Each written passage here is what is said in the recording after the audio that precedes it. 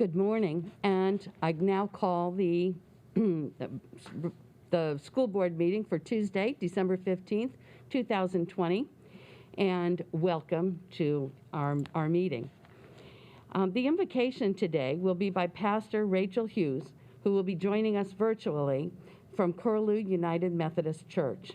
Following that, we will do the Pledge of Allegiance and then the National Anthem.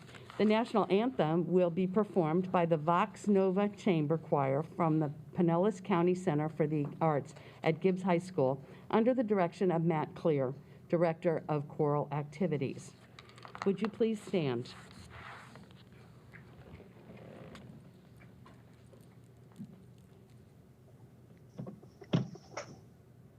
Good morning, and thank you for the privilege of leading the invocation this morning. Let us pray. Almighty God, as the school board meets today to conduct matters of business, guide their hearts and their minds in the spirit of fairness, right thought, and speech. Impart your supreme wisdom upon their activities so that their affairs may reach a successful conclusion. Thank you for being our source of guidance today. We ask that your blessings would rest on this board, that you would give them great vision and enthusiasm for their work. Please bless the efforts of their hands, the bonds between them, and the influence of their work in Pinellas County and beyond. Lord, as they share and plan together now, may you guide them by your Holy Spirit and lead them into all truth. Amen. Amen. I pledge allegiance to the flag of the United States of America, United States. and to the republic for which it stands, one nation under God, indivisible, with liberty and justice for all.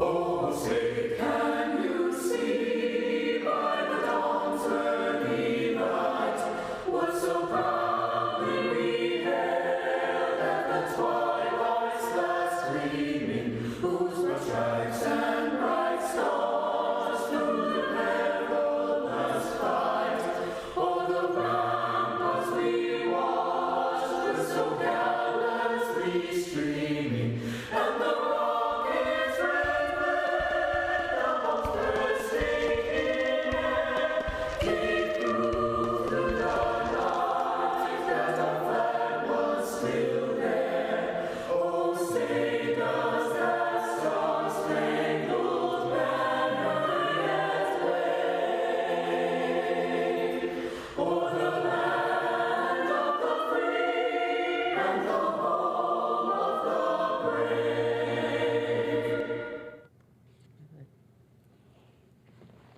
Good. We thank the choir for the beautiful rendition of the national anthem. And Pastor Hughes, thank you very much for joining us and opening our meeting with the invocation. We appreciate that very much. Today we're going to have a video, and each year our school district selects their teachers of the year. And from those teachers, we select a district teacher of the year. But before we announce the district winners, we whittle the list down to our top 10 finalists and surprise them at their schools. In prior years, we would gather a group of folks to burst into the finalists' rooms with balloons and great fanfare. This year, we had to do things differently. So in the true 2020 fashion, we surprised them via Zoom. It took a bit more planning, but it truly worked out wonderfully. Family members from other states and even other countries were able to join in the celebration. So let's take a look at some of the surprises. I am so proud of you. You have been selected as one of the top 10 finalists for Teacher of the Year for Pinellas County School. I am stoked. I'm excited. I have worked really, really hard. This has been a very interesting year. It's the reason I get up in the morning. It's the reason I come home. It's the reason I work all hours of the day. The reward and the payoff is just something you can't even articulate or explain.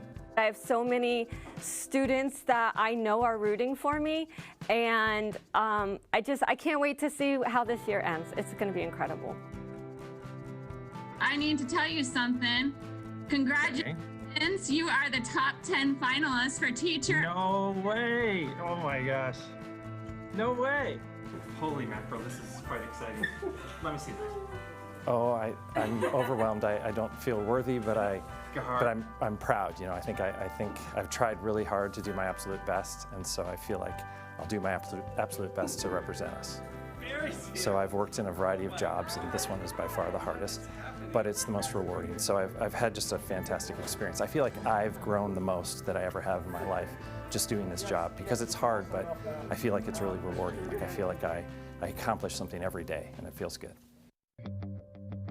I want to say something to you. Congratulations. You are a top 10 finalist for teacher. No. You are. Yes, you are. That is too crazy. Thank you, thank you, thank you. Oh my God. To have people recognize how hard I work for my kids and that I love my babies. And I call them my babies. I know I have the high school kids and they're older, but to me they're just my babies, and I love seeing them grow. It's just overwhelming, and to have the support of my staff and my Nina family is as well as my family at home, is just overwhelming. You have been chosen as a top 10 finalist for Teacher of the Year.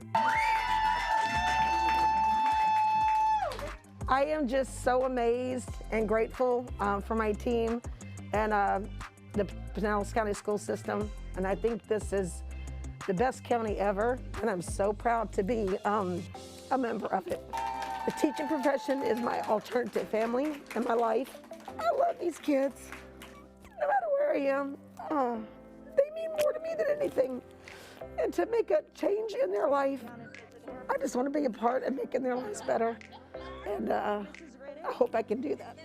We're here to make everybody a member of society and to better the world. I'm happy to announce that you have been chosen as a top 10 finalist for Teacher of the Year. Congratulations. Oh So excited. Amazing. There you go. Thank you. Much deserved. Congratulations. We're so happy for you. Thank you so much. So it means a lot to me because it makes those people proud. I guess to hear like my mom and dad, to make them proud. They helped me get here. Means a lot to me because I've put a lot of work in with the kids, and the kids mean a lot to me. So it kind of recognizes everything that is going on well for them and for the school. And I don't know. You know, you're in the you're our Teacher of the Year for Clearwater High School. Well, we just found out that you are actually in the top 10 for Pinellas County Schools. Yeah! Of the year.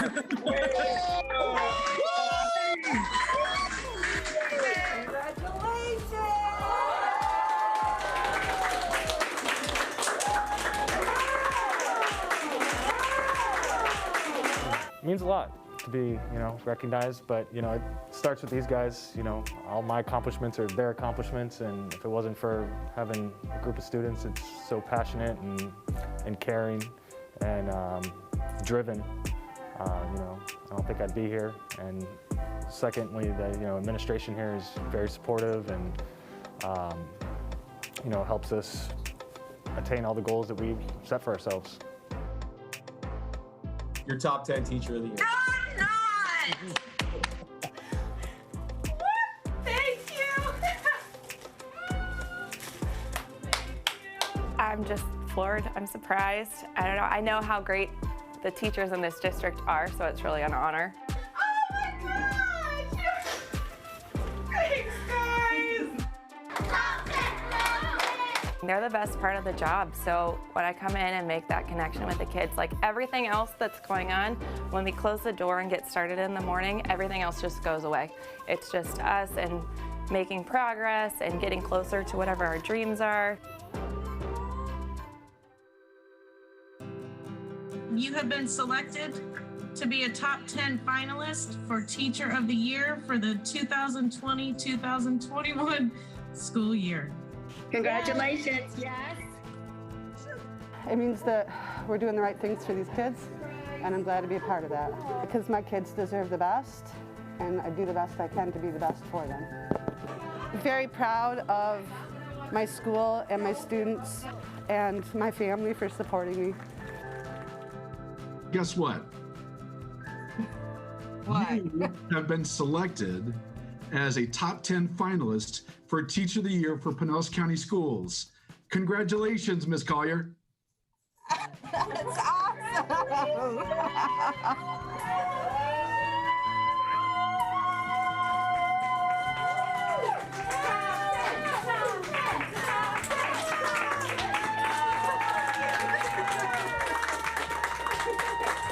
I'm very shocked and surprised and overwhelmed.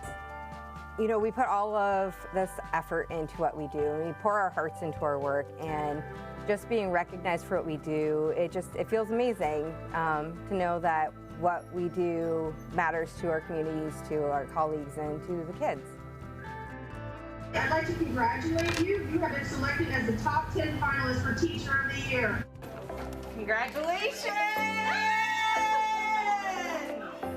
Completely shocked. Completely shocked. No idea. I love working with kids. I love the high school age population especially as well.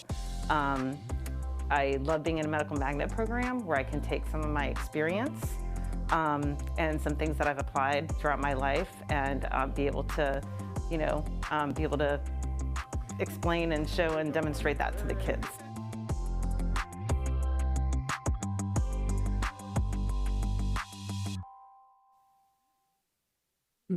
Even though the crowds were smaller than usual, it doesn't diminish our appreciation for the teachers that are represented here. Congratulations to those that are in the top 10, but they represent a large number of teachers across the district that are doing an outstanding job. And we look forward to, at the end of January, finding out who the Teacher of the Year will be. So congratulations to each of the top 10, and we look forward to seeing you at the end of January. Before we move to the next item, I would like to introduce two board members that we have that have joined us for their first official meeting. You were here for our swearing in and for our organization meeting, but we have Mrs. Caprice Edmond, who has joined us. If you'll raise your hand, let everybody see. And we have Ms. Laura Hine that is joining us as two new board members. So welcome. You are now part of the group, like it or not, and we welcome you. And we look forward to working with you for the next several years. Good. All right, now we will introduce the people that are in the audience, and we'll introduce a professional and community organization representative. So Isabella Mascarenas will do that for us, our public information officer. Good morning. Good morning. Good morning, Madam Chair, members of the board, Dr. Grego, and staff. It is my pleasure to introduce the following representatives of community and professional organizations. Representing the Pinellas Educational Support Professionals Association, or PESPA, we have Nelly Henez, President. From the Pinellas Classroom Teachers Association, PCTA, Nancy Velarde, President. From the Pinellas Arts for a Complete Education Coalition, Victoria Hagedorn, co-chair. There are no members of the media present at the admin building at this time. Today we have a presentation from the Student Rights and Responsibility Committee. Please welcome from Gibbs High School, Cartez Rentz, Eric Wilson, and Natalie Rodriguez. Thank you.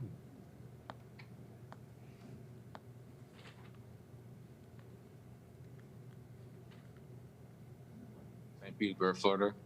I'm in the beta program here at Gibbs High School. Really great high school. It's really great. It's a really great high school. The influence is incredible. The people here are incredible, going from the staff all the way down to the students. Beta program, JRTC, National Honor Society. It's a great program.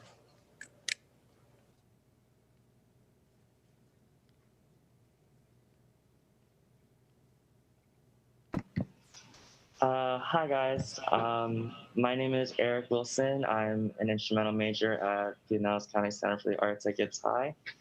I've been here all 4 years so far, and it's been a great experience, and it's provided me with a lot of different opportunities, such as playing with the Florida Orchestra, going on to do full finales with theater and all of the other aspects of the different majors within Pinellas County Center for the Arts. This school has also given me many opportunities, such as meeting different administration and going on different like trips, such as protests, going out to the climate change walk, and many different things such as spiffs as well. It is a really great school and program, and if you are really interested in the arts, it would be a perfect opportunity for you. So yeah.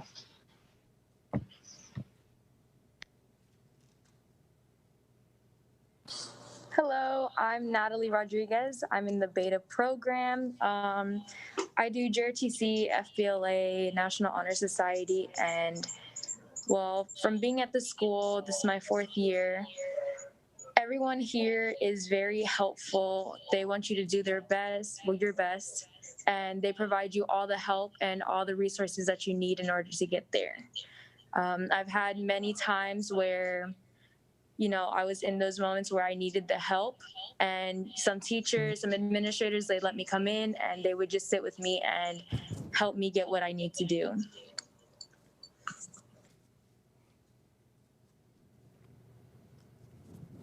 All right, thank you.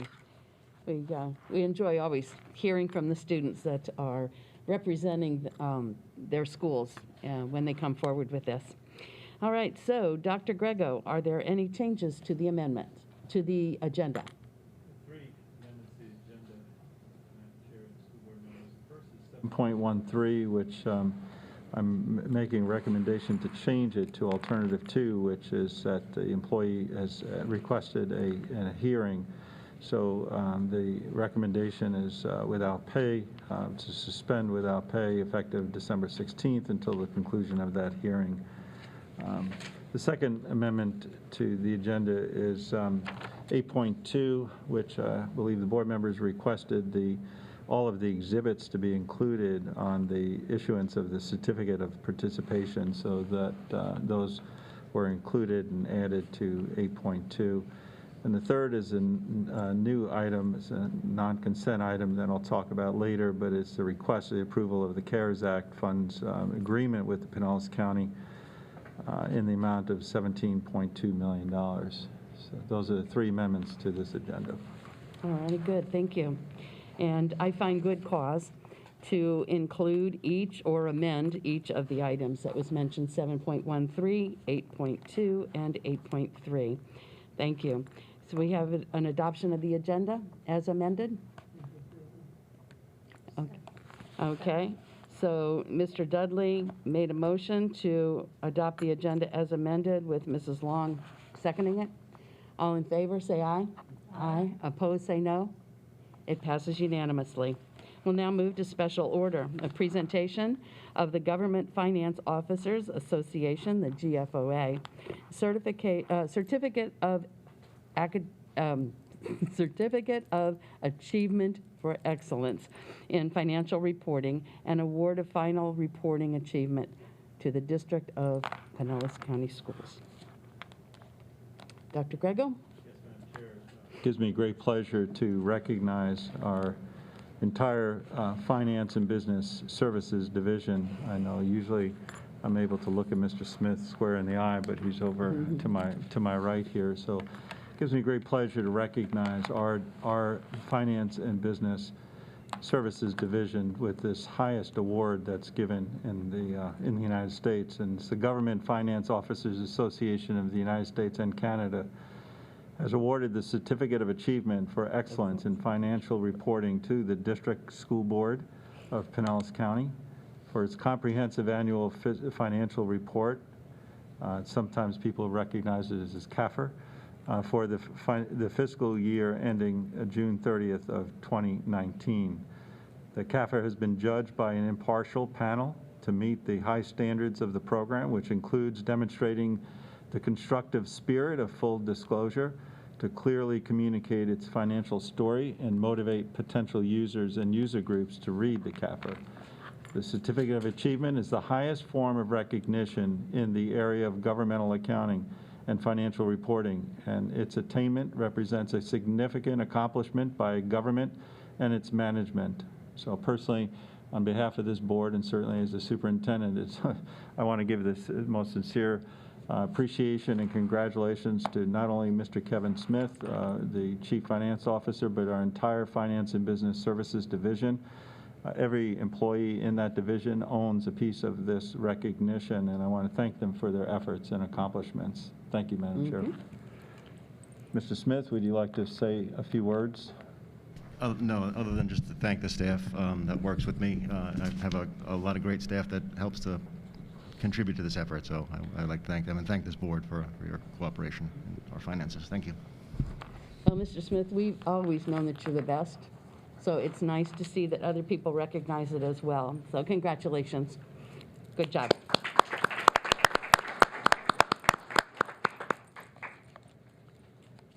All right, now we will move to public comment on the agenda items.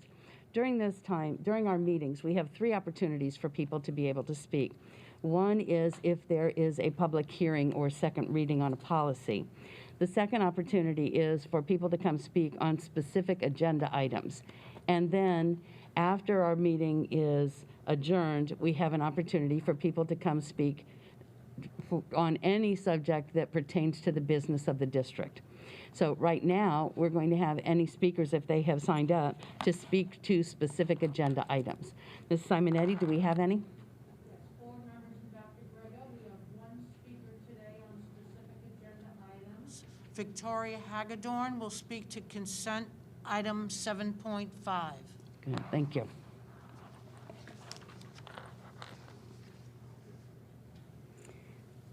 And welcome. Thank you.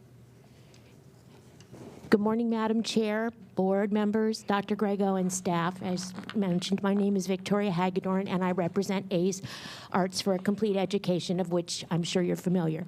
We're a 30-year-old organization currently operating under the St. Petersburg Arts Alliance, and we're dedicated to advocating for arts education in Pinellas County schools. I would like to address consent item 7.5 related to personnel recommendations, in particular the retirement of Jean Reynolds, supervisor at Performing Arts pre-K through 12. Jean and former visual arts supervisor Sue Castleman were integral to the work of ACE. Jean worked with ACE since its inception in 1989, well before she became supervisor. With Sue's retirement in 2019, we welcomed Jonathan Ogle, current supervisor of visual arts, to the ACE board. Last week, Jean attended her final board meeting with ACE as supervisor of performing arts. And while we will miss Jean, we look forward to working with her successor, Jory Spencer. Jean and Sue have left a solid foundation in arts education for all our students. ACE continues to be committed to ensuring access and equity for all students to sequential arts education in Pinellas Public Schools as taught by qualified and certified arts educators. We look forward to our continuing partnership with the arts supervisors of Pinellas County Schools, and though we will miss her, as I said, we wish Jean the best, and we hope that after a little time for rest, she will rejoin us on the board as a community member. Thank you for your time. Yes, good, thank you. And we did try to figure out a way not to accept her resignation, just as we did with Sue Castleman, but it didn't work. So thank you for coming and speaking. There are no other speakers, am I correct? All righty. So we will now move to the consent agenda. Do we have a motion to accept? Okay, Mr. Dudley, do we have a second? Second. And Mrs. Long, we have a second. So all in favor of accepting the consent agenda, say aye. Aye. Those opposed, say no. And it passes unanimously. Thank you very much. We now move to our non-consent items. And we'll start with 8.1, request approval of the High Point Field Joint Use Agreement with Pinellas County. Do we have a motion? I motion. Okay, Ms. Hine and Mrs. Long, second it. So, Dr. Grego. Yes, Madam Chair and board members, this is an extremely exciting project that we're looking at, and I know Mr. Herbeck gave this board a briefing during our last workshop last Tuesday, but I asked that he provide that same or similar briefing to the community in case they missed it last week, and in our partnership with the County Commission. Thank you, Dr. Grego, Madam Chair, and board members. As we shared with you last week, we were approached actually a couple of years ago from Pinellas County about a partnership with the, to create a park in the High Point area on land between the current High Point Elementary School and Pinellas Technical College. And at that time, the county shared with us that there's really no outdoor recreation area for the residents of High Point. And we thought that this was a good opportunity not only to provide a recreation area for the residents, but also to improve the amenities for both of the schools, both Pinellas Technical College and High Point Elementary. So the proposal, again, it takes a look at the kind of, there's a grassy area between those two schools. It's the place where High Point Elementary originally stood before we rebuilt it as the new school. The park itself would include many amenities, but most importantly for us as a school, it include a walking trail, a playground suitable for elementary school age students, and also soccer and lacrosse fields. And the county will, in this proposal, the county will build and maintain the park for us. We will work with them on the inspection process for the playground to make sure that it meets all SREF requirements. But together, that is also included in the agreement, that inspection process, by the way. But again, the idea of this, when we worked with the county, they were very open to it. We were very pleased to work with them in such an open environment that we wanted to make sure that our school, especially High Point Elementary, had priority to use the playground during the day. And realizing that the county needed to use that area on the weekends and nights, we're glad to give them the priority during that time as well. One of the things that we kind of worked on is the soccer and lacrosse fields that many of our high schools and now even some of our middle schools could use. We wanted to make sure that we still had some priority while granting an opportunity for the residents to use those areas too. So one thing that we talked about is very similar to what we formed at the YMCA. We created a park oversight team. And the park oversight team will consist of the principal of High Point Elementary. It will consist of a member of the county recreation department, and some other, we'll probably bring in somebody from Pinellas Technical College as well. But to work together to schedule the use of this park. And so when we do have situations like a high school needs to use the soccer field for practice or a game, and the county also wants to use it at the same time, this park oversight team will work out those details. And again, the park oversight team would serve during the duration of this agreement. The agreement will be for 20 years. And we actually see this as a tremendous opportunity to work with the county, not only to improve the quality of life for the residents of the High Point community, but also to provide additional amenities for both Pinellas Technical College and High Point Elementary.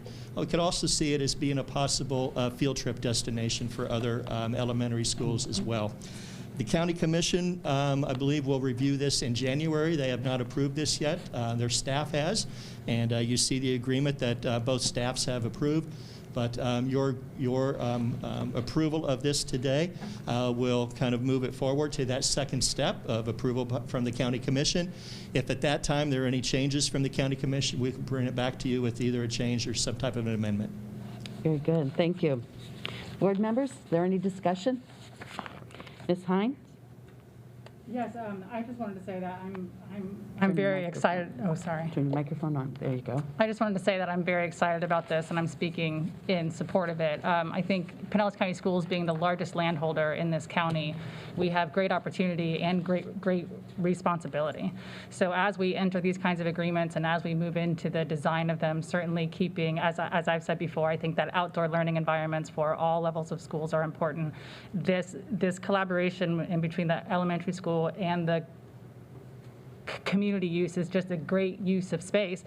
And I think we have to keep in mind our responsibility around sustainability in design and in operations and maintenance. So I look forward to hearing more as the project continues to be designed and talk more about that element as well. But thank you. I think it's a great use of this space. Good, thank you. Anyone else? I think you sort of summed up all of our feelings, and we did have good conversation at our workshop about it. So thank you for bringing this forward. And we now have a motion by Ms. Hines and a second by Mrs. Long to approve the High Point Field Joint Use Agreement with Pinellas County. All in favor say aye. Aye. And opposed say no. It passes unanimously. We now move to 8.2.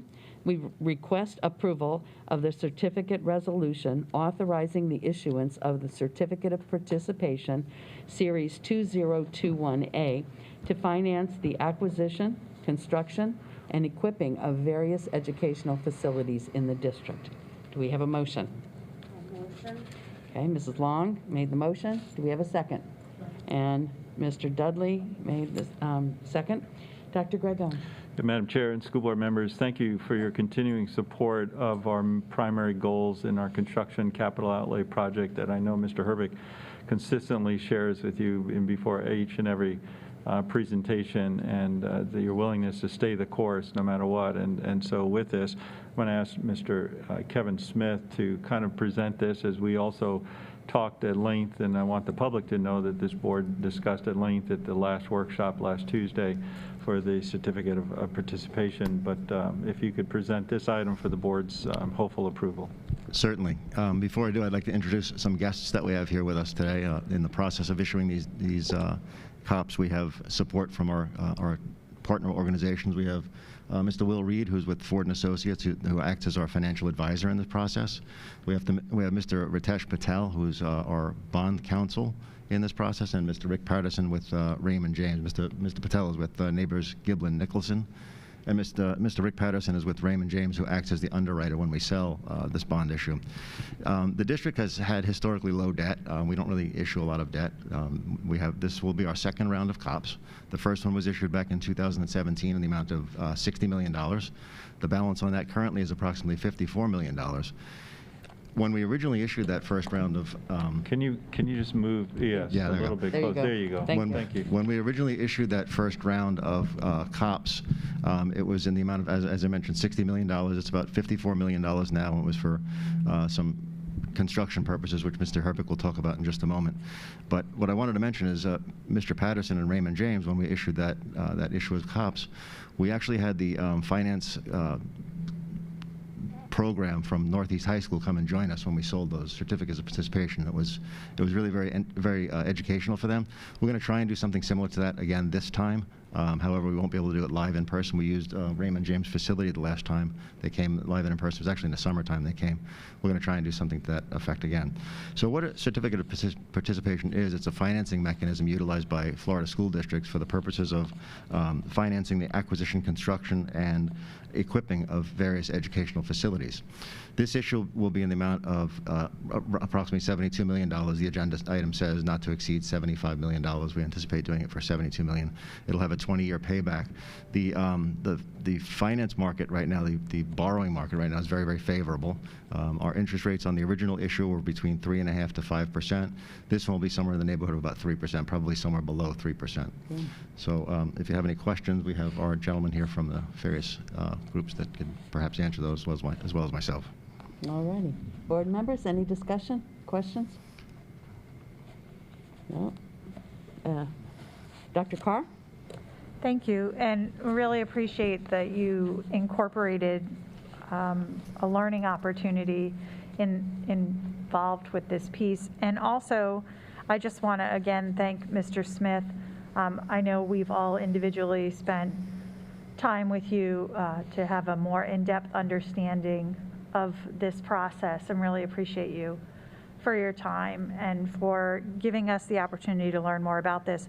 It's one of our greatest responsibilities is to be fiscally responsible with taxpayer dollars. So I appreciate that you have spent so much time ensuring that this certificate of participation will be a positive impact when initially my initial perception and understanding was actually a misunderstanding in the way I framed it of how we would borrow. But after further discussion and understanding of the importance of not only having high quality facilities, but doing it in a way that's fiscally responsible. So I thank you, and I thank you, Mr. Patterson from Raymond James, for your partnership with us in this, not only in this, but also in serving with the advisory groups with our Centers for Finance, and appreciate all of your work with our students. So thank you, and we hope to continue that.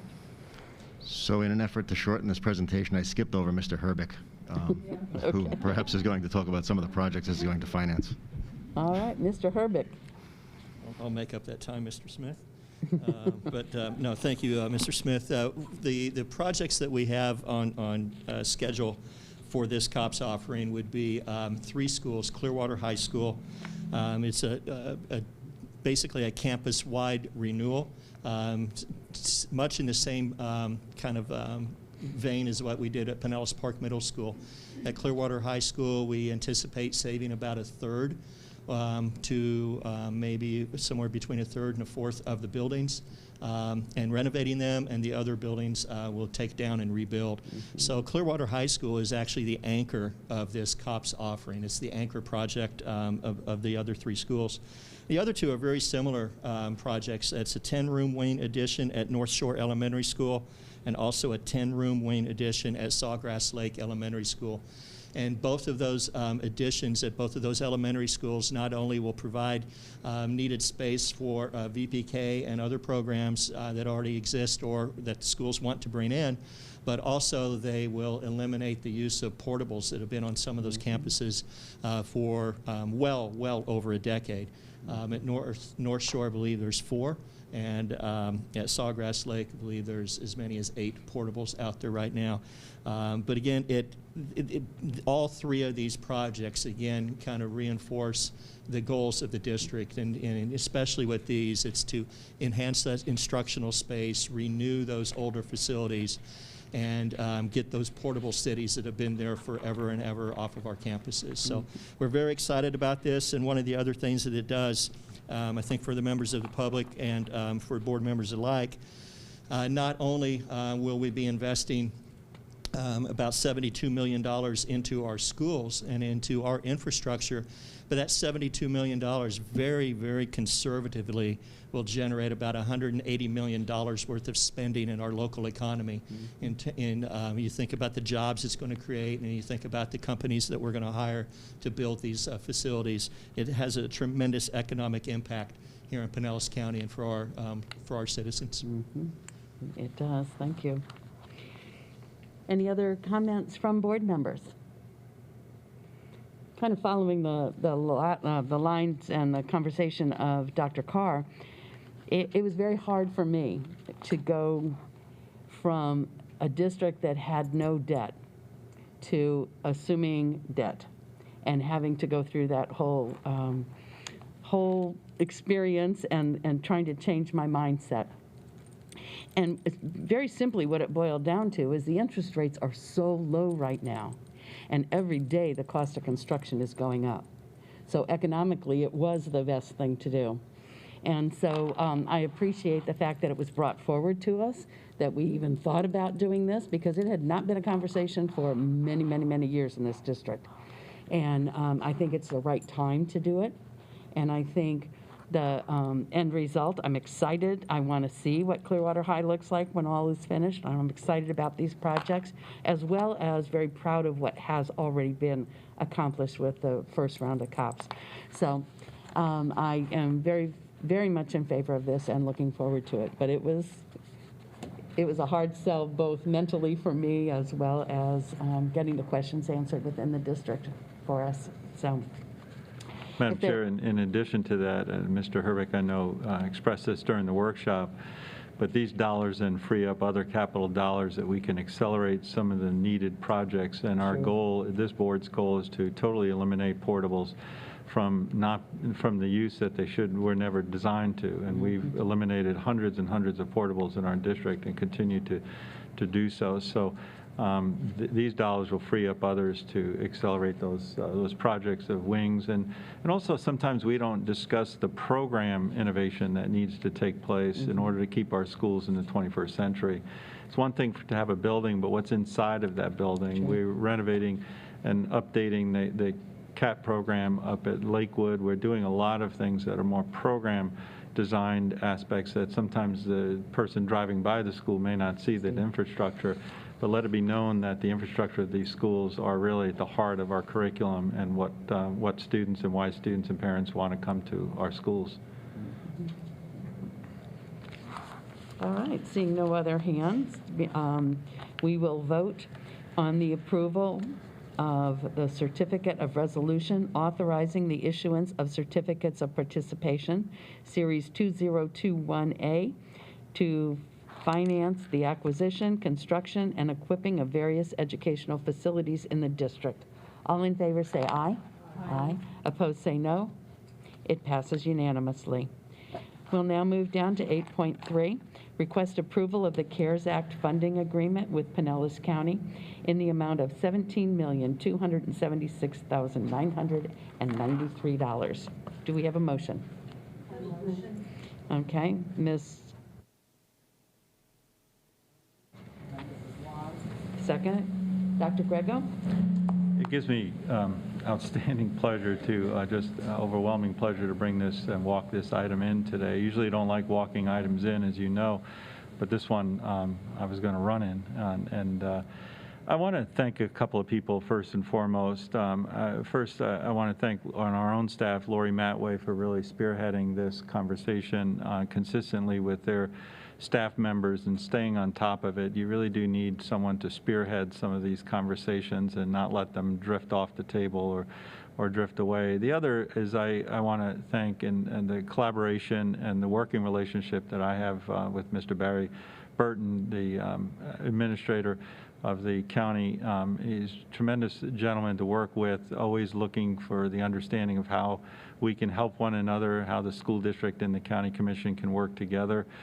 And also, I want to say one of the highest compliments that I think we can continue to hear is that the school district in the beginning of the year did a wonderful job of opening up our schools to the point of where, from his perspective, we can get people and back to work, and this community started to, whatever normal was, we were redefining, we were able to do so.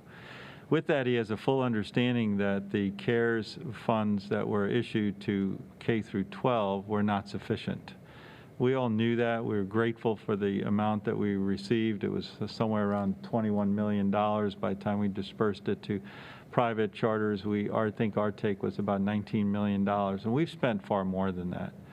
But we spent it because we had to spend it, and for the safety and well-being of our community and opening up our schools. So with that, the counties received their share of CARES funds, and the county is provided, they are also allowed, has the authority to distribute these funds to a subrecipient upon terms and conditions provided in the agreement, which our terms and conditions are the same. And the school board of Pinellas County is fully qualified and eligible to receive these funds. The funds will be used to reimburse the necessary expenditures incurred due to the COVID-19 emergency for the period of March 1 of 2020 through December 30th of 2020. So let it be known that in December, the end of this month, these funds will revert back to the federal government, and so our ability to reimburse ourselves, as you see on the agenda item, we will be reimbursing ourselves for nursing services, both contracted and full-time nurses that we employed and we continue to. In fact, you have an item in today's agenda for very similar to the amount to bring us through the end of this school year and through the summer. And our nursing services will reimburse ourselves $425,018.93. And then this board's very aggressive technology acquisition through the CARES funds, where we purchased laptop computers and wanted to very aggressively eliminate the digital divide. And those laptop computers came out of the CARES funds, and we will be reimbursing ourselves, and a majority of that is out of our capital fund and also out of the general revenue, and that amount is $16.8 million for a total of the $17.2 million and change that Mrs. Cook mentioned. So with your approval of this item today, the County Commission meets at 2 p.m. Today, and I certainly hope that they also approve this. And I know we have a former board member on that. I haven't talked to her, but I certainly hope that we can bring the agreement at 2 p.m. and then we will be good for these funds. So it is a type of a grant type of arrangement. So this board is approving the acceptance of a grant or the grant application, and once they approve it later this afternoon at 2 p.m., we'll be good to reimburse ourselves without this community losing money in the CARES funds. So are there any questions? Perhaps either Lori or myself can answer them, or Kevin Smith. I know this has been a real team effort where we haven't really wanted to say much because who knows until it happens. But we were notified just yesterday that this was happening. So it gives me great pleasure, and certainly would recommend to the board to approve this grant to the County Commission. I know usually we say don't spend money before we get it, but in this case we have, and it would be nice to be reimbursed for it through the CARES Act money, because we had to spend that money in order to accomplish what we needed to as far as educating our students. The gift is that we will very probably be able to get some of this CARES Act money allotted to us. And we have two examples in this meeting alone of the cooperative efforts between the County Commission and the school board. And so we're very, very fortunate, and I'm very grateful to the County Commission for what they are considering and hopefully passing this afternoon. Ms. Long? I just wanted to say the same thing. Thank you to the county commissioners. When we work as a team, everybody in the community wins. And this is one example where the commissioners and the school board really work together, and I think this is something we should be doing more of. But everyone benefits, and especially our children, and that's what's important. Anyone else? I think we're all in agreement with this, but all right. Well, seeing no other comments, we have a motion and a second to approve the CARES Act funding agreement with Pinellas County in the amount of $17,276,993. All in favor, say aye. Aye. Opposed, say no. And it passes unanimously. Thank you very much. All right, we now move to items introduced by the superintendent.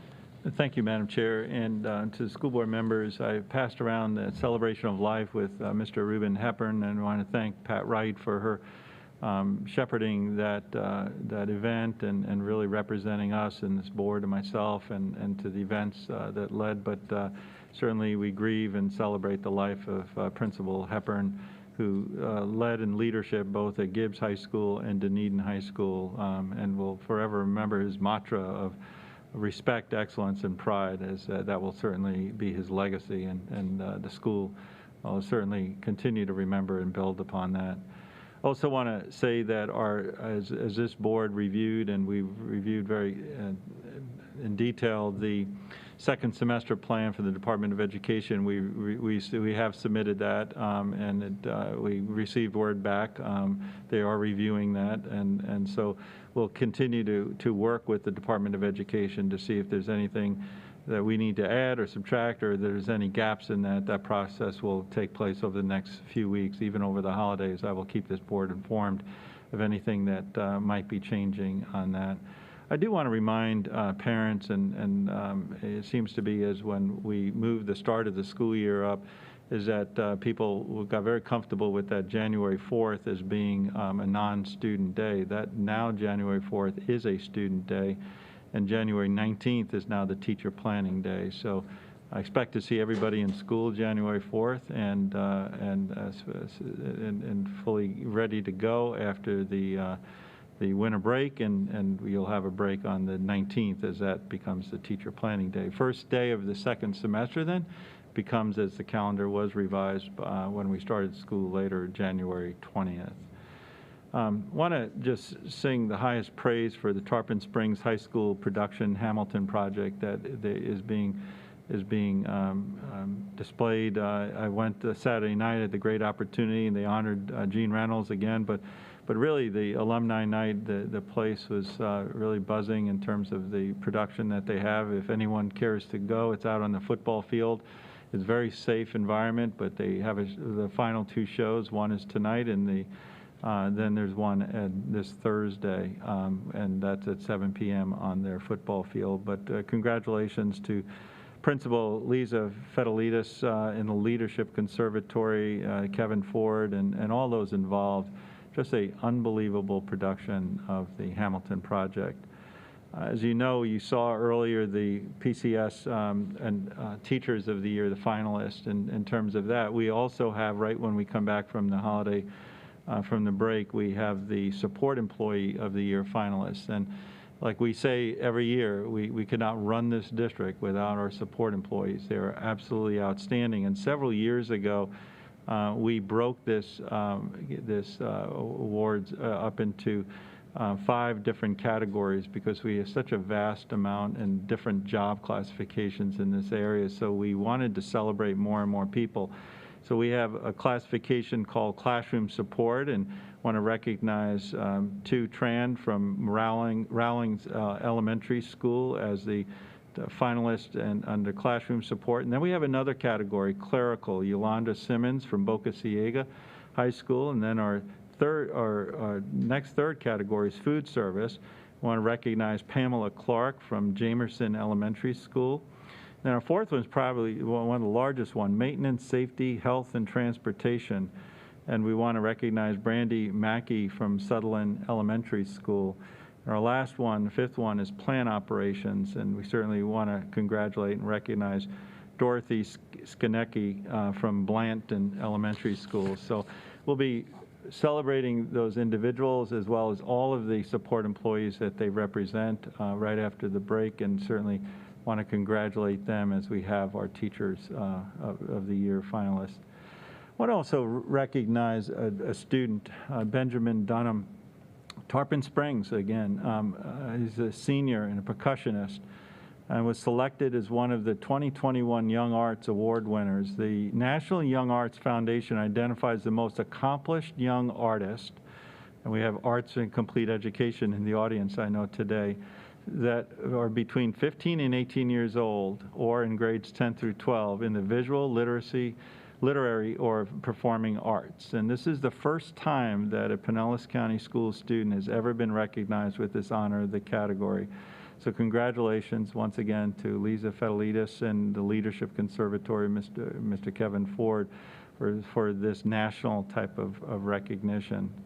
Also want to recognize, when you talk about statewide recognition, this list sometimes goes on. I pick a few that I feel like are very representative of our district, but also our media centers. The first time we've been recognized in Osceola Fundamental High School for a library media technology specialist, Amanda Groshans, who's earned the prestigious award of the Florida Power Library School Award.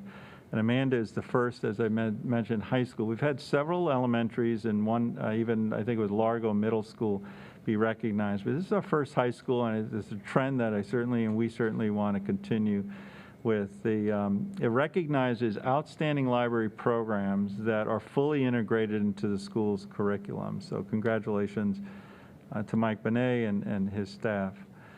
I know this board was remains extremely supportive of Sandy Hook Promise, and Sandy Hook Promise has been one of the more successful programs that we've implemented in our district. And it continues to have various contests that we as a district are recognized. Sandy Hook Promise held their Start with Hello. I think most board members remember that. Start with Hello. Student voices, where students are encouraged to think critically and express themselves on issues related to inclusiveness, kindness, and how to prevent violence, bullying, and self-harm. All of those attributes we need a little bit more of in this world, I think. So, I mean, start with hello, and our students are doing a tremendous job. We're proud to announce we've had 3 schools and 6 winners from that contest. Those schools are Hollins High School, Dunedin Highland Middle School, and Cypress Elementary Schools, and our 6 students come from those schools. And just, we continue to grow this program, and really the folks at the federal, national level on the starting right now, I mean, Sandy Hook Promise, when they come down and visit our schools, they're amazed of how we've changed the culture of many of our schools through the voices of students. Also want to say my last comment, and just to thank Lynn Geis, and we talk about support employees, but the service that they've provided this community to continue to feed our most needy and struggling families is I don't want that to be untalked about or not seen. I don't want that to be lost, especially as we approach the holiday seasons. And it's Lynn once again and their department who step up and say, you know what, even though we're going to be off and we have a break coming up, we're still going to host a free 7-day meal distribution over the winter break. So it's my pleasure to announce on December 28th from 9 to 11 at the following school locations: Eisenhower and High Point Elementary Schools, Meadow Lawn, Palm Harbor, Pinellas Park, and Thurgood Marshall Middle Schools, and Largo High Schools. And the last Thursday meal distribution on the calendar year will take place as scheduled on December 17th, and the regular distributions will then resume after the holidays on January 7th. So I want to just say thank you to all of our food service workers, thank you to all of our employees, and to this board for your support. And I wish each and every one of you the happiest and joyous holiday season. Please get some rest, enjoy, and we'll see you in the next school year. I mean, not in the next school year, I apologize. We'll see you in the next year. This is the same school year. So we'll see you in 2021. So thank you. Good, thank you. All right, we have items introduced by the attorney. All righty, thank you. And now items introduced by board members. Are there any board members that would like to speak? Dr. Carr? Thank you. I wanted to appreciate the items that were within our agenda for some individuals who retired. I know we acknowledged Gene Reynolds, but we also had some other long-term employees who retired this time. Mr. Bill Lawrence, who started out his career in our grants department for a long period of time, also worked in teaching and learning, and then later in student assignment. So just want to acknowledge him and appreciate the work that he's done for this district, along with Norm Kelton, who, if you knew Norm, and you saw him in the cafeteria in this building, you would know him to be one of the kindest gentlemen that we have had the opportunity to work with. So I appreciate his leadership throughout TIS. I had the opportunity to work with Mr. Kelton in research and accountability when the student assignment was actually done through there and he was implementing our phone system. So I just am grateful for his service and his tenure here as he implemented new programs. And I know we acknowledged Jean Reynolds, so we know we are grateful for her recognition statewide, not just here locally. I also wanted to just remind folks and say thank you to our Student Service Department about See Something, Say Something. So often the holidays are a time when we celebrate and we have time with family and there's great joy around us. But for some folks, the holiday season can be very difficult and challenging, and it's important that we support one another. I want to commend our teachers for an incredible first half of the year. I know the semester is still continuing into January, but it has been a tremendous amount of work for each and every one of the individuals who is working in our building and at home online, and to acknowledge the work going forward that many of our administrators are dealing with right now as they begin to re-envision what second semester will look like with additional students in the building. So this has been a very challenging year, and it's just important, I felt, for us to acknowledge how we can access support systems. So please remember to reach out to our HR department as well as the support folks who are in your building.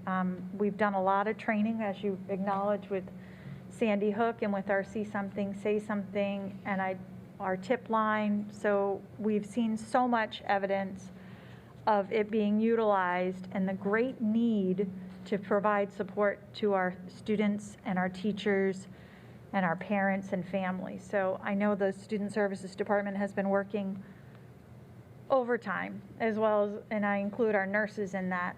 So thank you very much to them. And just lastly, to say thank you to my fellow board members and welcome to our new board members. I hope we have a nice break, and to remind us all to stay safe during this season. I know we were faced with many challenges on opening the schools, but I have felt that our students, when under supervision and following and adhering to safety protocols as recommended by our health department and experts in the field of infectious disease, were safer at times at school than sometimes the engagement and activities we may have participated in at home with large group gatherings and unmasked events indoors. So I hope that over the next 2 weeks, we will all heed those concerns and warnings and practice safe social distancing and not gather in large groups so that we can continue to provide in-person education to our students. So it's a difficult time right now, and we're seeing that reflected in our community, and I hope we'll continue to care for one another and look out for one another and consider the most vulnerable amongst us. So that's all. Very Thank good. you. Thank you, and thank you for recognizing our retirees. I appreciate that. Okay, Ms. Hine? Thank you. I wanted to go back and just express my gratitude to the county for their recognition of the impact on education and then their support of education and its importance in this county. So I just wanted to say thank you to the Pinellas County Commission for that CARES Act money. It's significant. I also just wanted to take this opportunity at my first official board meeting to officially express my gratitude of simply being here. I'm very grateful to all of you board members for your really warm welcome. It's been wonderful, and also to the leadership staff here at the district. Everyone within just these few weeks has been so receptive and open, and I appreciate, I'm grateful for hearing more, learning more. There's a lot of receptivity to questions. I'm very grateful for that. I also am grateful to the support that I've gotten from the wide community, as well as my family as I make this transition. And I just wanted to take a moment to recognize the privilege of being here and also the immense responsibility and opportunity. And I want to say that I welcome hearing from anyone, and I'm just truly, sincerely grateful and very excited to be here. So thank you. Very good, thank you. And we're pleased to have both of you join us, too. All right, Ms. Long? Yes, I first of all want to thank Nicole Carr, Lisa Kane, and Ms. Cook, and all of the staff, Jennifer Dull. Last Friday, we had our legislative meeting with our local delegation. It was by Zoom, very interesting, since we really couldn't have the one-on-one conversation, the facial expressions. We're all in a tough time, like Dr. Carr said. They're in just as tough of a time when they go back to Tallahassee in January. But the great part about Pinellas County is we do have such a great relationship. I serve on the legislative board for the FSBA, and a lot of counties would love to have the relationships that we have, and I think it's because of the dedication. Dr. Grego works hard with Tallahassee. It shows, so thank you. And let's just keep them in our thoughts too as we go into this new year. There are going to be a lot of hard decisions that will affect all of us, not just in the school system, but with this virus and everything that's going on. So thank you again, board. I thought it was a good meeting. It was different. I know it was hard on all of us, but I appreciate it. And hopefully 2021 is going to be a better year for all of us. Thank you. You're welcome. Mr. Dudley. I just wanted to, I'd be very remiss if I didn't thank the frontline people where the rubber meets the road, as we say, and the old driver ed teacher that I am. The teachers who, and it certainly, we've all had a part in the whole process, but our teachers have gone through just, it's unbelievable circumstances. We've lost a lot of good teachers because of fear of catching the virus, and we've had to do a lot of shuffling and of personnel and so forth. And I know we're getting ready, we're ending this semester and getting ready for the second semester, and I think that I have always been a very positive person, and I'm thinking that our next semester is going to be much better. Well, it can't be any worse than what we've already experienced, but although when I say that, we certainly have done a very credible job, more so than many places, not only in the state of Florida, but nationwide.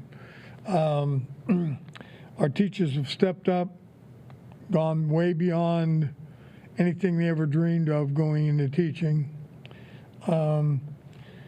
The dual platform, you know, is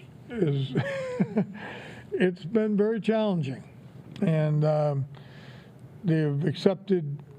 You know, we've gotten more students of coming in. The teachers have had to increase the student loads a little bit, and you know, but it's all about the kids, and most teachers get into this because they love kids and they want to see results.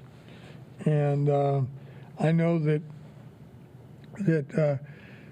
there are a lot of angst, there's a lot of questions the teachers still have as far as what's second semester going to look like, how, you know, when we're going to get another influx of more students coming in, what does that do to them, you know, face-to-face and virtual class loads and those kinds of things.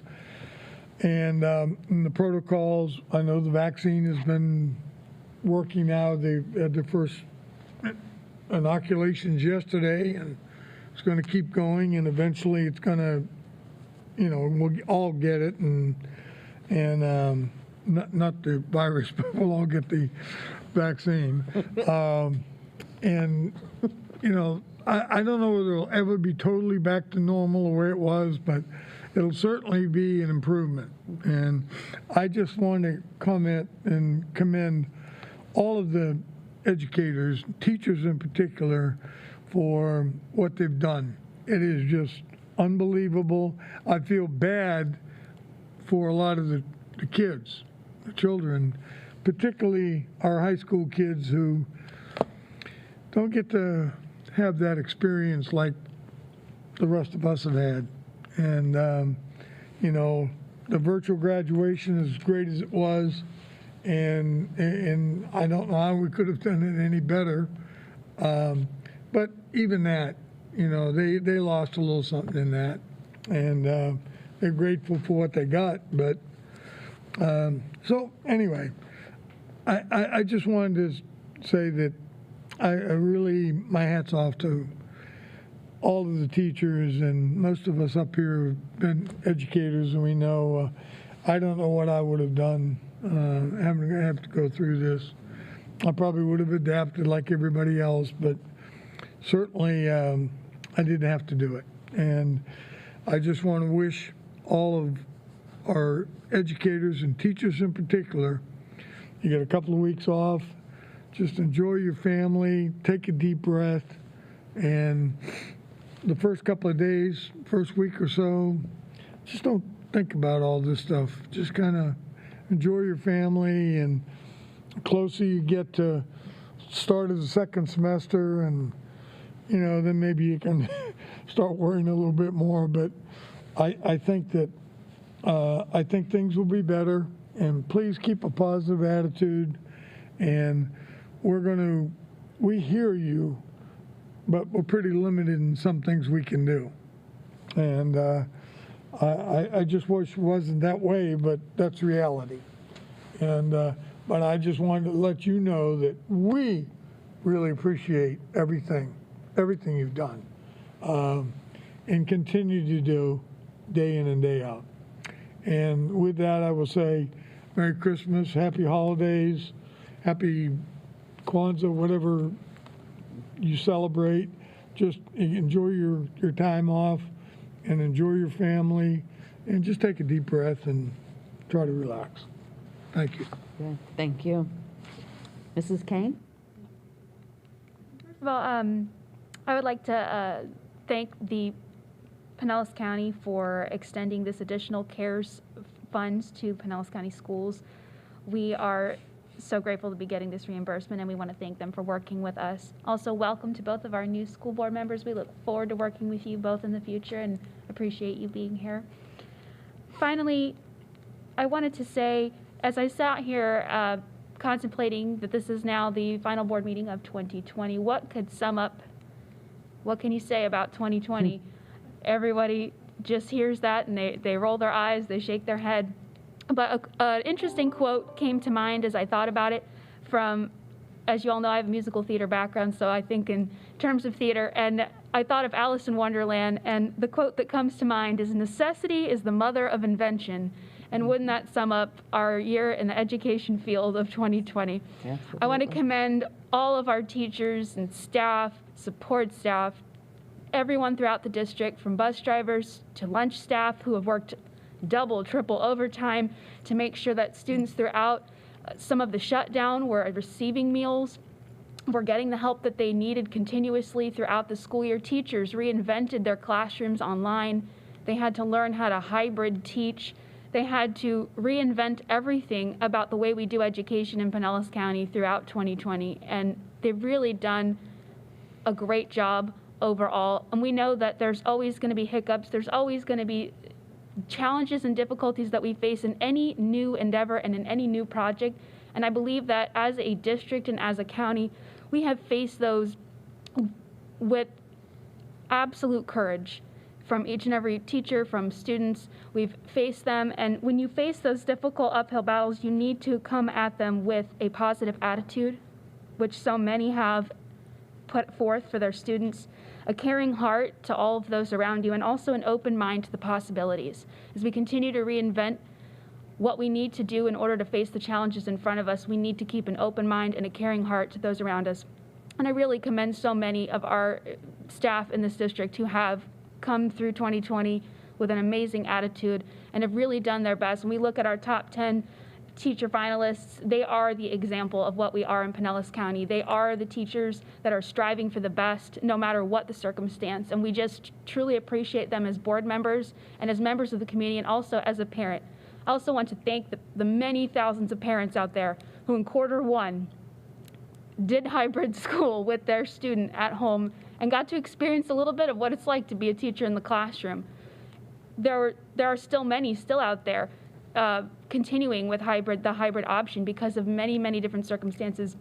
But it requires just as much of the parent to be disciplined and to participate in the educational process with their students. So we appreciate all of those parents as well who put forth so much effort over the last year to help not only their student, but others, and also the district. And so with that, I thank you all so very much, and I wish everybody a happy, happy New Year and a happy holiday season. Please relax and spend some wonderful, much-needed time with your families. Thank you.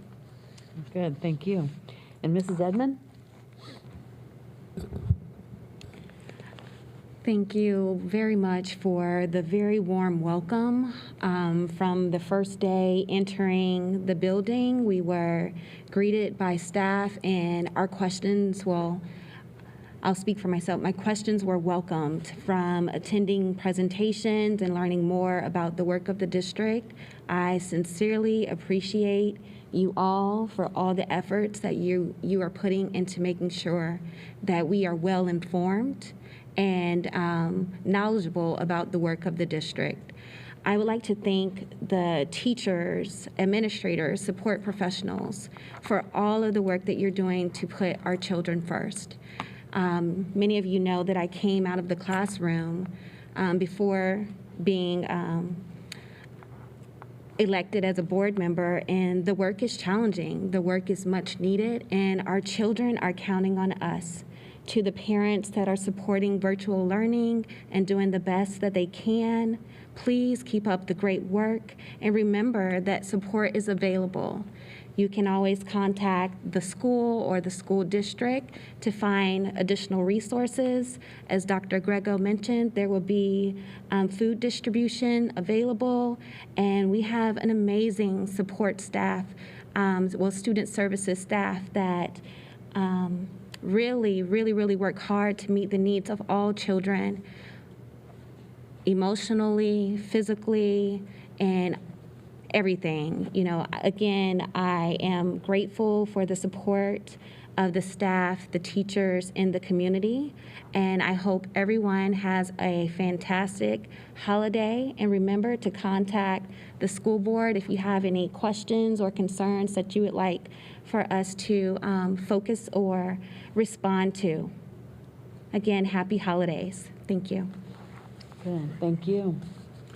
And I think the board members have done an excellent job of sharing how much we appreciate what has been done in this district, how much we appreciate the support staff, the teachers, the district staff, and the students for kind of buckling in and trying things that are different. And so, you know, we can go on and on and on about the wonderful things, but please know that we don't take any of it for granted.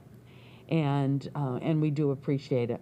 So I want to add to everything that has been said that I too wish you happy holidays, a happy new year, but I also want to remind you to take time, relax, but remember to come back. We want each one of you back here to start the 2021 year. So we do appreciate everything that is being done, and the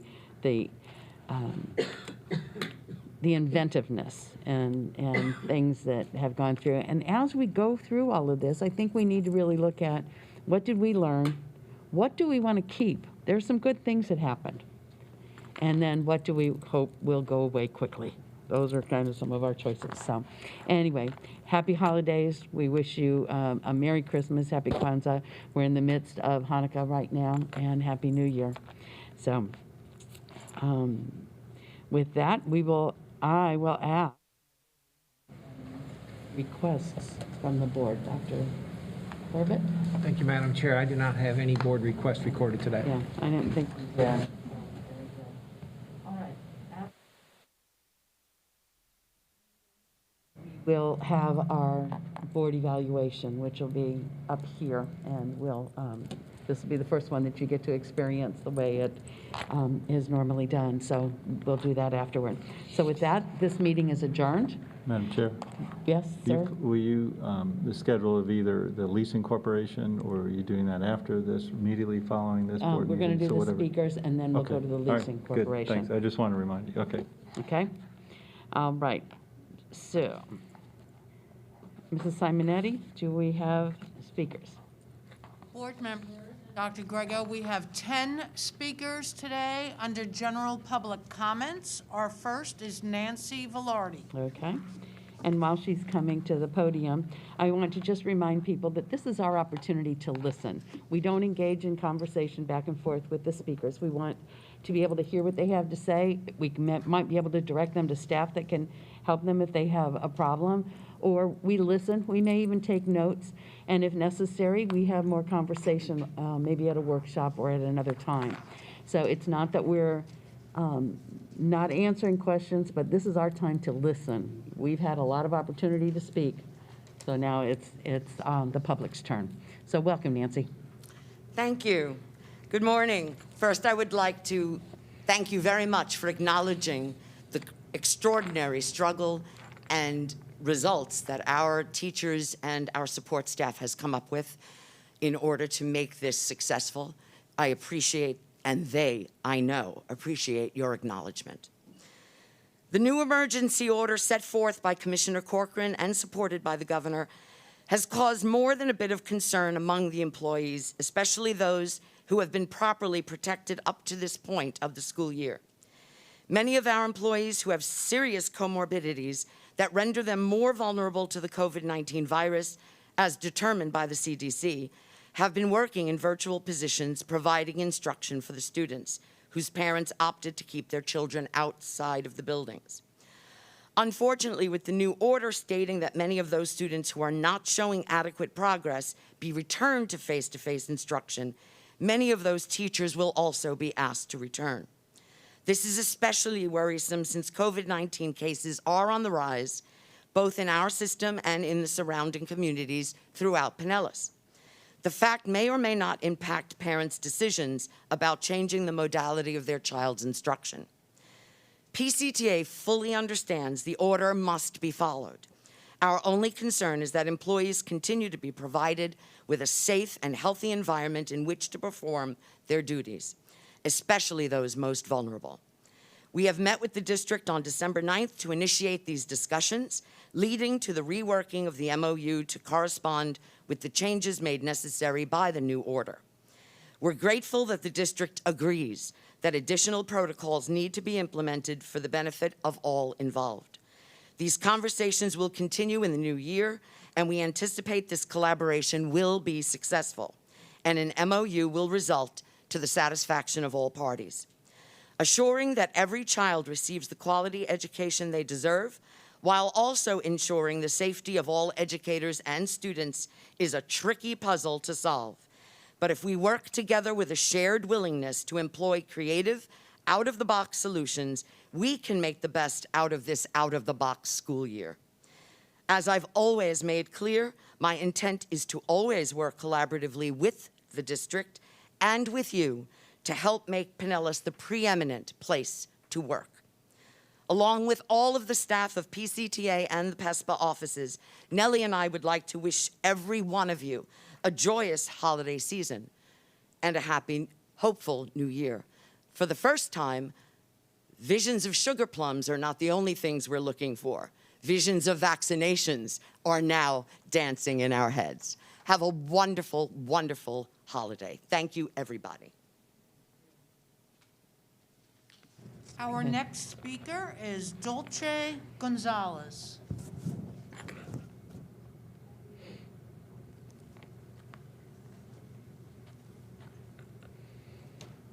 Welcome. Good morning. My name is Dulce Gonzalez. I do want to start by saying thank you for everybody's continued commitment to your employment and showing up for work like you do. I'm only here as a concerned citizen and mother to highlight some of the Pinellas County School Board staff that do need highlighting. As you're aware, there are events that we would welcome to just forget, but on November 10th, you did have a school board meeting here that ended in a mother getting arrested. That mother was a nonviolent, law-abiding citizen who was sat on by 2 members of your staff, and I don't know if you're aware of the story, but it is out there.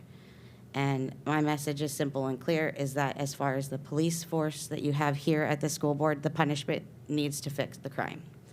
As far as nonviolent acts, she took off her mask before exiting the building.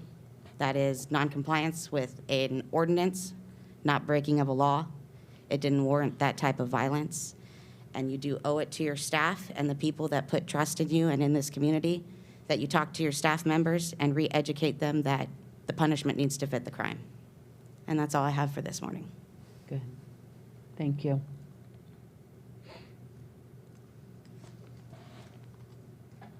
Our next speaker is Shannon Brooks.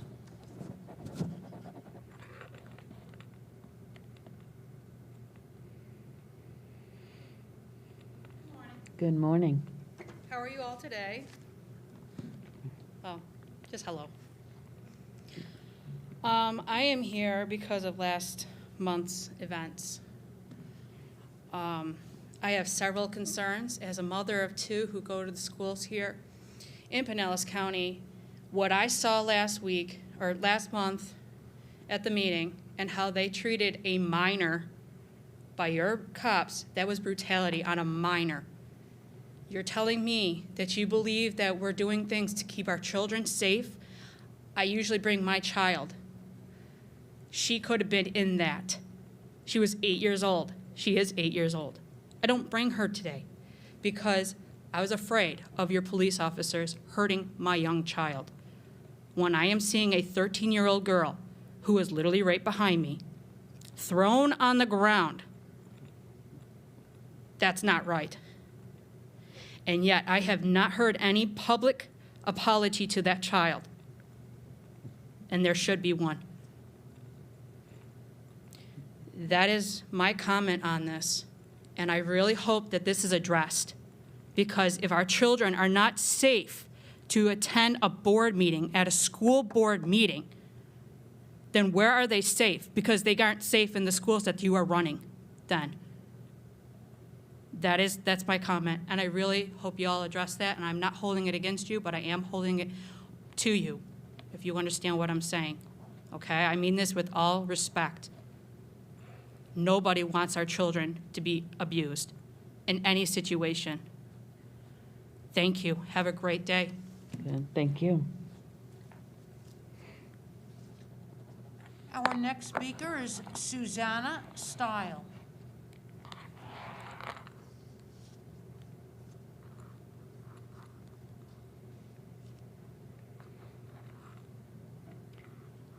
My Good name is morning. Susanna Stille.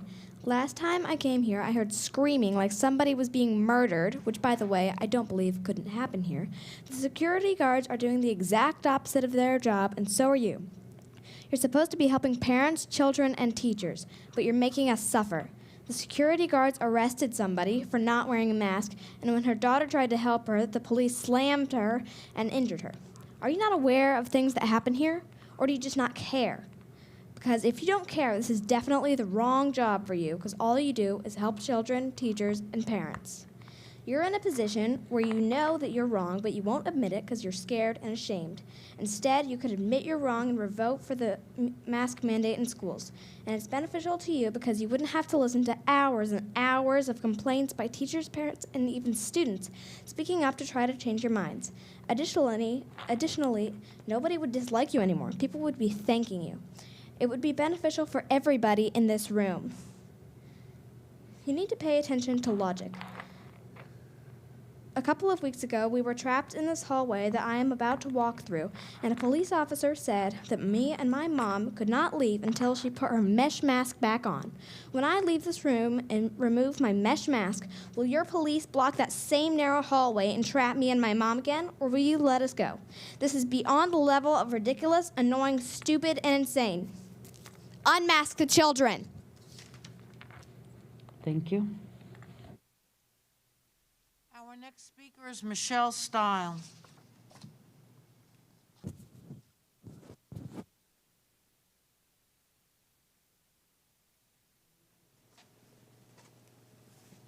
Good morning. Good morning. My name is Michelle Stille. I'm a Pinellas County resident, a mother of 6, and a teacher. Imagine you go to a store that forces customers to mask. You don't support forced masking, so you wear your mesh mask. Imagine you remove your mesh mask in the middle of the store. What would you expect the manager to do? Perhaps tell you to mask up or leave, right? So you could choose to exit the store. But plot twist, the manager has a security guard trap you in a small area. The guard tells you to mask up or you can't leave the building. Are you okay with that entrapment happening to you? Because that happened to me here at the Pinellas County Schools admin building on November 10th when I spoke along with my 11-year-old daughter, you just heard from her, and 24 of our fellow health freedom advocates. I was trapped by your police in the hallway that I had to go through to exit this room. I spoke wearing my mesh mask, removed it at the end of my speech as I said, I do not consent, unmask our children, and I was not allowed to leave without putting my mesh mask back on my face. I guess I don't have the same privilege as Andy Oliver, who preached bare-faced from this mic that loving means masking and voting for Democrats. Floridians are not stupid. We see the agenda of control, and we will not allow you to California or Florida. The behavior of your police at the November 10th meeting, intentionally escalating a situation that resulted in a child being harmed directly by the hands of your police, was beyond reprehensible. The duty of your police is to de-escalate, and they chose to provoke parents and teenagers into a situation that got out of control. Ladies and gentlemen, is this the caliber of people we have policing our schools? Even the Tampa Bay Times took our side, so you know it was bad.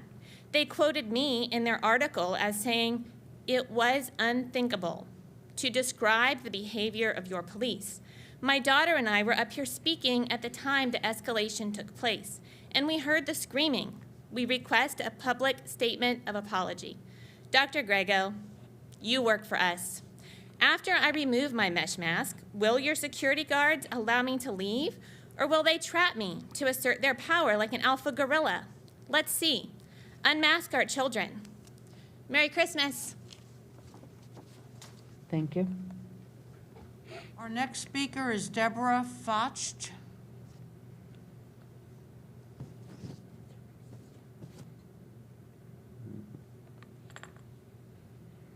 Good morning. Good morning. My name is Deborah Foch. I'm the mother of a Pinellas County school parent and the grandmother of 6 school children. I'm here today to address some issues of concern to me, which is the harassment of several parents, to include my daughter, Michelle Stilley, and the abuse of a mother and her child by Pinellas County School Police. I am absolutely appalled about the situation that I heard about from my daughter, which took place on the grounds of Pinellas County School Board on November 10th, as dissenting parents were attempting to peacefully depart the premises. The police had been observed to be laughing and making fun of the parents who expressed dissent with the mask policy. The police then abused their own positions as law enforcement officers by targeting and harassing certain parents, causing unprofessional escalation of a situation that could have been diffused. There was a minor child involved who was injured by the school police over a mask. I'm deeply concerned as an American citizen when I see police officers being used as a tool to force compliance to something which a large number of reasonable people disagree with. We all know that forcing school children to wear masks is not stopping the spread of COVID. In many schools in Florida, in the United States, and around the world, school children do not wear masks, and there have been no outbreaks of COVID in these schools. While COVID is more dangerous than the flu to the elderly and vulnerable, the opposite is true of children. The flu is more dangerous to children than COVID. Wearing a mask is more harmful to a child than it is helpful because it causes abnormal elevation of carbon dioxide in the blood. This is commonly reported on the internet to be a myth, but it is not a myth. I have my own lab reports and my own medical doctor to prove it.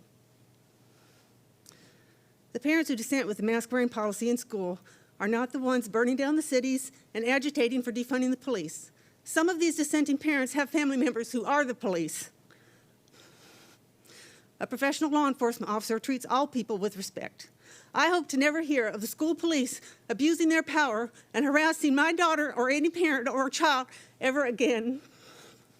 Please change your mask policy to a voluntary basis, and please let us have a return to civility. Thank you. Thank you. Our next speaker is Deborah Williams.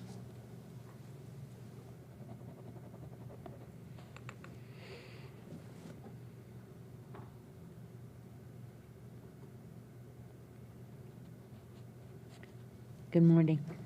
Good morning. So,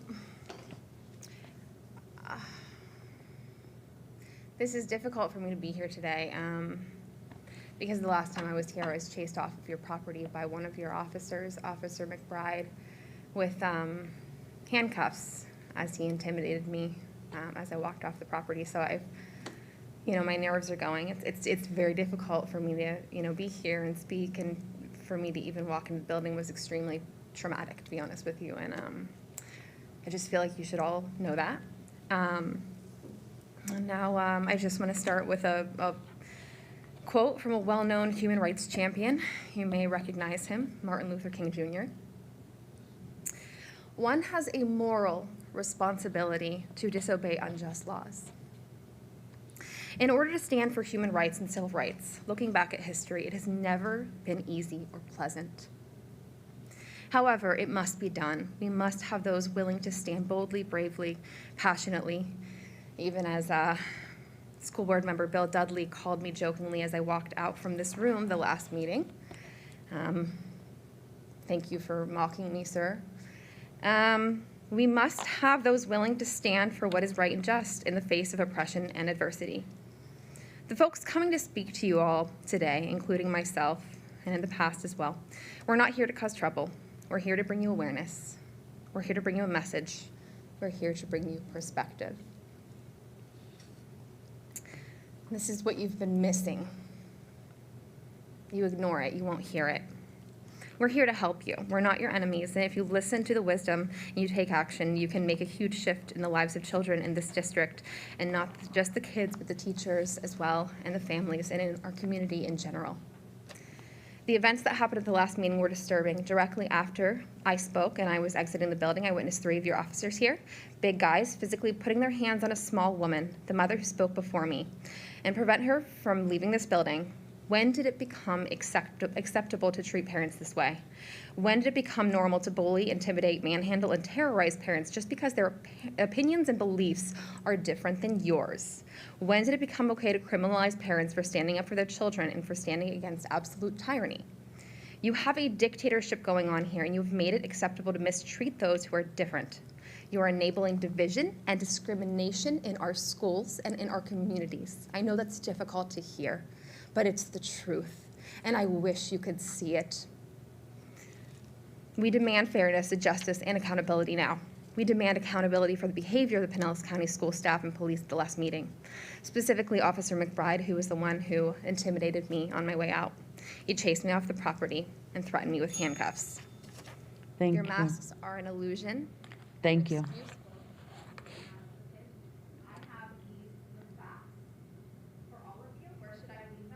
Right there on the table, and they'll distribute them right there. Yeah. Thank you. Thank you. The next speaker, please.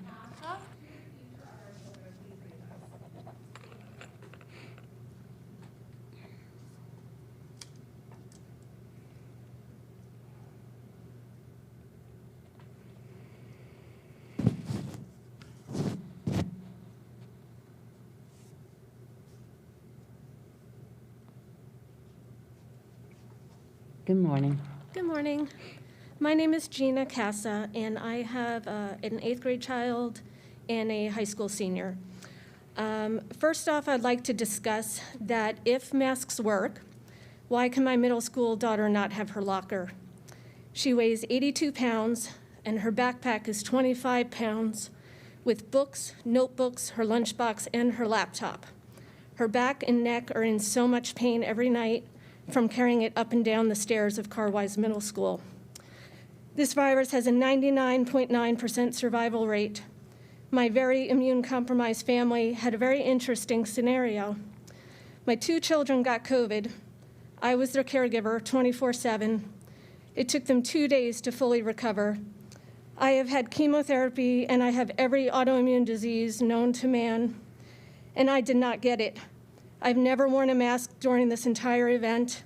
I've stayed active and social, and I did not get COVID while my masked children did. If I survived with the list of 12 comorbidities, so can the teachers. This morning, the CDC admitted that they are lumping together all pneumonia, influenza, and COVID as one group to increase the numbers. This is called PIC, and you can see it for yourself on the CDC site this morning. Since 2015, the United States death rate has been 2.7 million to 2.9 million. As of November 2020, we are at 2.5 million. This is enough. Our children are not a death threat to anyone. They are suffering physically and emotionally. Thank you. Have a good holiday. Thank you. Our next speaker is Crystal Knight.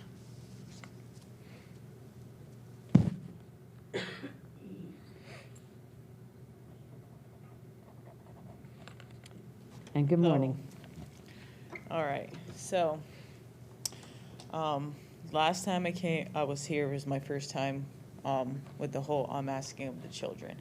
A friend of mine got hurt and it really escalated. So from now on, I think we all need to I get hot-tempered myself, so I can kind of understand, but from now on, we need to communicate better, because obviously we're here and they're here to support the children and be there for the children, teachers, and everybody. And you guys are here too. So when the mics aren't, maybe there should be another meeting where there's more time set aside for things like that. And I was taking notes, like the CARE Act. Like, I would love to be part of the CARE Act. Things like that, because my son has ADHD and he has autism, and I had to put him in a special school, and I fought for him, and I still do. And he has to eat and take certain things. I let some things back in, but I take things out, like sugar, dairy, and things like that. And then I got up at like 4 o'clock in the morning one night, just in the morning, writing things down to help our kids, and this could be part of your CARE Act, right?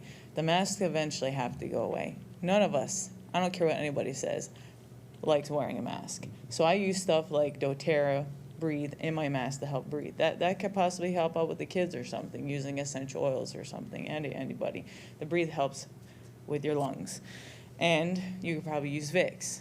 And then I brought some stuff like, it's about Zicam sticks, right? These are good. They're supposed to help out with viruses. Then I have a book. The book is called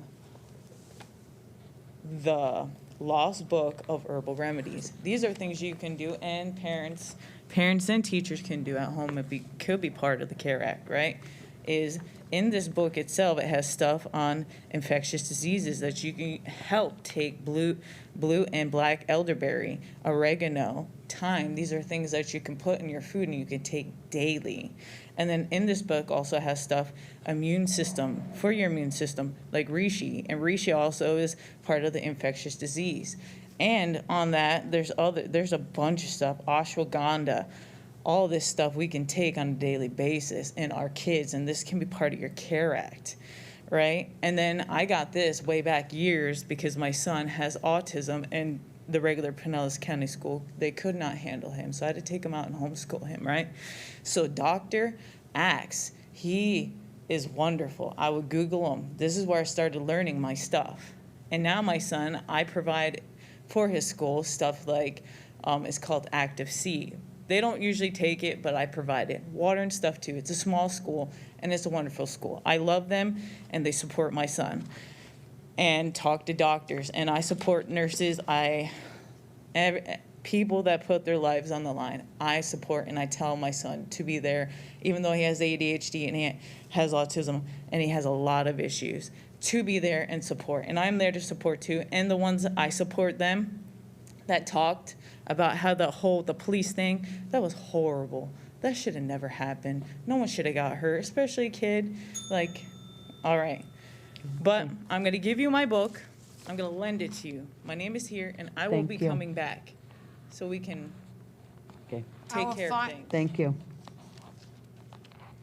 Again, right there on the table would be fine. Is your name in it? My name is in it. All righty. Good. Thank you. Our last speaker. Our final speaker today is Jeremy Kench.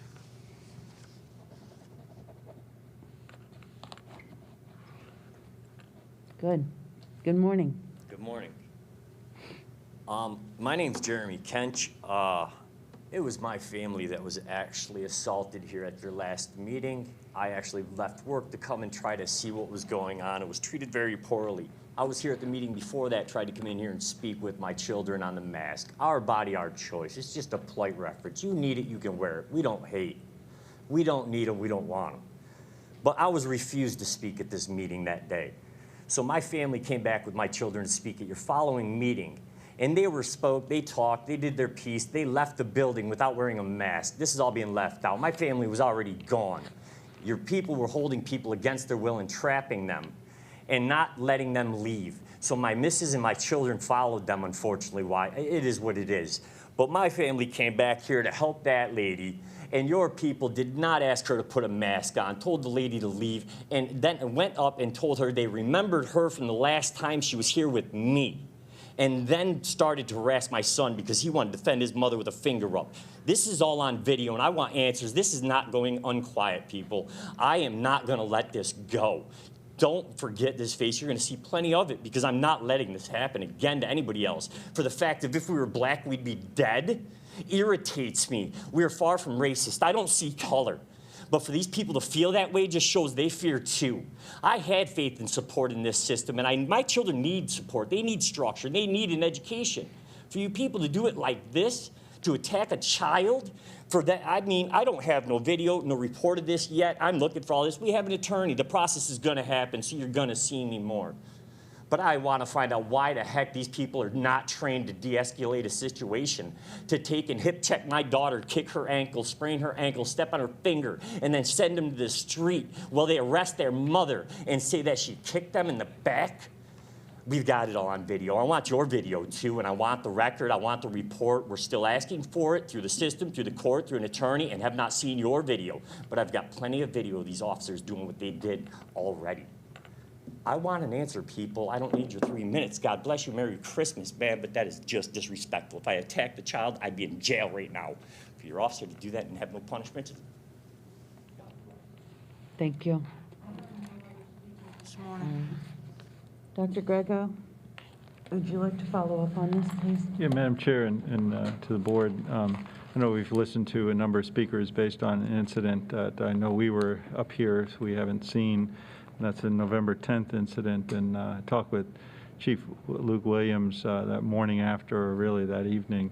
We began an investigation, but we also both decided that given the sensitivity of this, I asked for the Sheriff's Office to also collaborate and send their top investigators to just do a review, what happened, and just as the speaker said. So when I get that, I'll certainly share that with you, but I talked with the Sheriff myself, and we'll provide that follow-up to this board, and certainly we'll take responsibility to whatever need to do, but certainly you're hearing certainly one side of the conditions, so we'll follow up with that. So just want you to know that things are being looked at. It's not being ignored. That it is being investigated and Yes. things are moving forward. So it's not that we're ignoring it. Right. Yes. Good. Thank you. If there are no other speakers, then this will end. Okay, this will end this portion of the public speaking. Board members, do you need a 5-minute break before we go into the next, or do you want to go straight into it? 2 minutes? Okay, we'll take a short break before we start a very short meeting.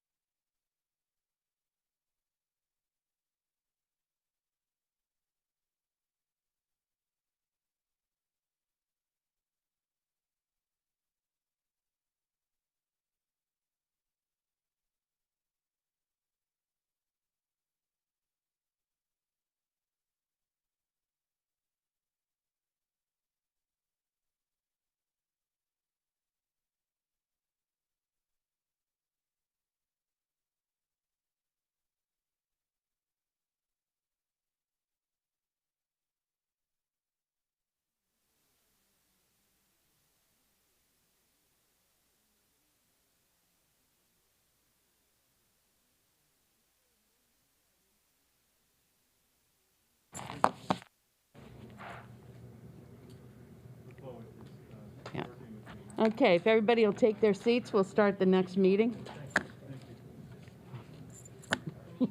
That's okay.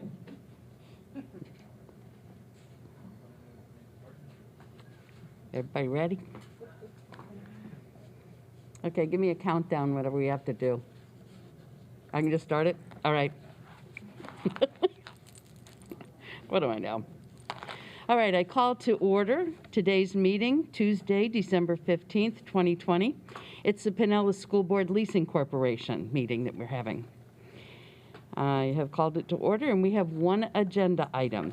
It is to request approval of the corporate resolution authorizing the issuance of the Certificates of Participation, Series 2021A, to finance the acquisition, construction, and equipping of various educational facilities in the district, and authorizing the president and secretary to execute and deliver necessary documents in connection therewith. Do we have a motion? So moved. Okay. Ms. Hine made the motion. Do we have a second? Second. Okay, we have a second with Mrs. Long. Dr. Grego, would you like to introduce this, please? Yes, thank you, Madam President, I guess, in this Leasing Corporation. Thank you for the support from the board on the certificate of participation, and now we're here to approve this. And I'm going to talk with, turn this over to Mr. Smith. And let me add, because I didn't before, to thank our guest here that stayed with us. Thank you so much, and appreciate your masking and all that. Just really, thanks for your service and what you're doing. We've been long-term partners with our school district, and we're better off for it. So thank you so much for what you're doing. So, Mr. Smith? Yes, sir. Thank you, Dr. Grego. Madam President, this is a companion item with the other item that you approved a short while ago during the regular board meeting, and it's an item that is required to be approved in order for us to issue the COPS. And so it's essentially the same information that I gave to you before. It's for issuance of the 2021 series of COPS at the amount of approximately $75 million. If you have any questions, I'd be happy to answer them, and perhaps our guests could help as well. All right, good. I do think we had a lot of questions that were answered prior to that individuals had, but are there any other questions or comments? I too would like to thank you for your patience and being willing to stay here for the entirety in order to get this accomplished. And I see no other comments, so I'm not going to read it again. We have a motion and a second to approve the corporate resolution authorizing the issuance of COPS, and also authorizing the president and secretary to execute and deliver the necessary documents in connection with this. All right? So you have heard the full resolution prior to, and now we have a motion and a second. All in favor say aye. Aye. Opposed say no. And it passes unanimously. Thank you very much. And with that, the meeting is adjourned.